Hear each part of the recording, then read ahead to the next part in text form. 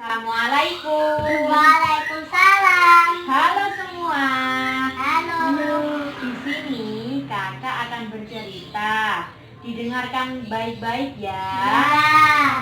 Pintar. Cerita kali ini berjudul Kancil dan Pak Tani. Suatu hari, seekor kancil sedang berjalan mengelilingi hutan. Kancil terus berjalan dan berjalan. Tak terasa kancil sudah berjalan sangat jauh. Tak lama kemudian terdengar suara kerucuk-kerucuk. Kancil pun berhenti. Ternyata itu suara berasal dari perut kancil. Akhirnya kancil berjalan lagi hingga menemukan ladang mentimun. Kancil mengambil semua mentimun lalu memakannya. Enak. Sekarang aku tahu tempat makanan yang enak dan lezat. Jadi aku tidak perlu repot-repot mencari makan. Besok aku kesini lagi untuk mencari mentimun, kata kancil sambil mengelus perutnya yang kenyang. Pada siang hari, Pak Tani datang dan melihat ladangnya berantakan. Wah, ladangku kok berantakan? Siapa yang menghancurkan? Pasti ada hewan yang melakukannya. Pak Tani terus membebahi ladangnya sambil bergumam. Awas ya, akan kutangkap siapa yang merusak ladangku. Dan Pak Tani meninggalkan ladangnya. Kemudian Pak Tani membuat sebuah boneka yang terbuat dari jerami. Boneka tersebut dibuat seperti orang-orangan sawah dan dilumuri dengan getah karet untuk dipasang di ladangnya.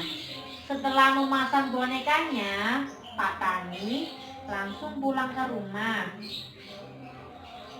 Keesokan harinya, kancil datang kembali untuk mencuri timun milik Pak Tani. Dari kejauhan, kancil terkejut sambil berbicara dalam hati. Kok Pak Tani pagi-pagi sudah ada di ladang?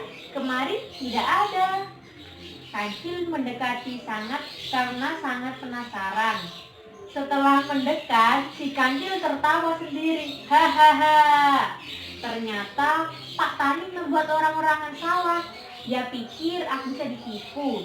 Kan aku si kancil yang cerdik, ujarnya sambil mendekati boneka tersebut.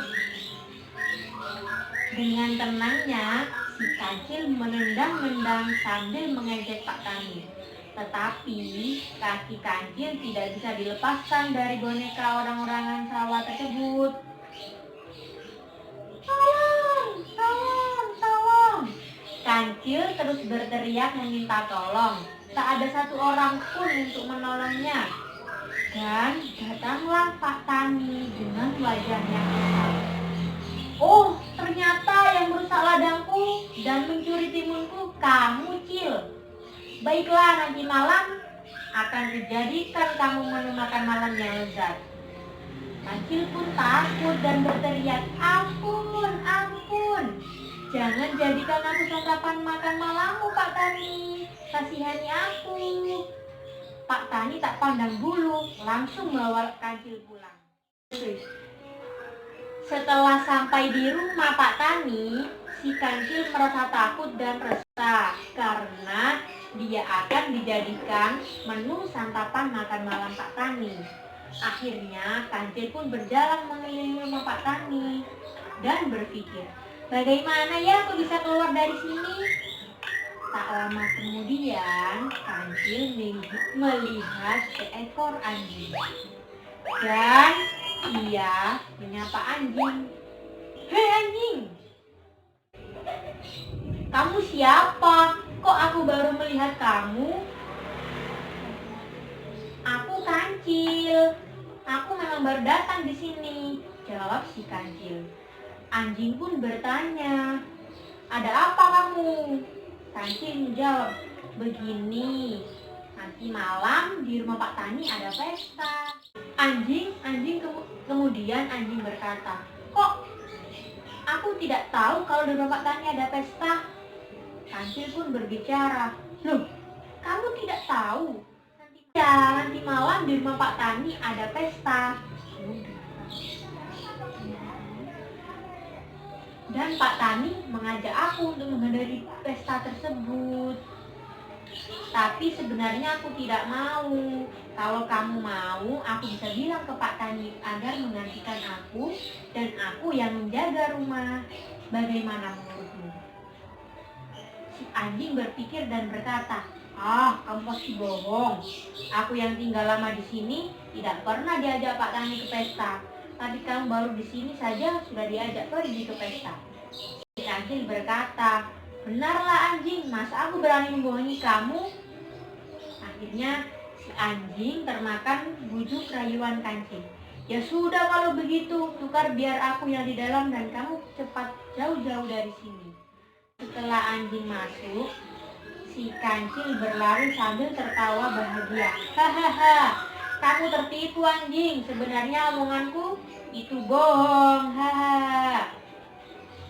Jadi, pesan dari cerita ini adalah janganlah kalian melakukan kejahatan seperti mencuri, karena sepandai-pandainya kita, suatu hari akan ketahuan. Dan berpikirlah sebelum melakukan perbuatan. Sudah, sekarang kakak bertanya. Tadi dalam cerita ada siapa saja ya? Ada kancil, ada anjing, ada Pak Tani. Pinter. Siapa yang suka mencuri mentimun? Kancil. Kancil. Kenapa Pak Tani kok bisa kesal? Karena apa? Yuk. Musibah. Ya, musibah. Pak Tani mendapat musibah apa? Musibah ketimunnya dicuri. Ya, timunnya dicuri siapa, Agus? Kancil. Kancil. Sudah ya, sekian dari kakak. Terima kasih. Wassalamualaikum. Waalaikumsalam.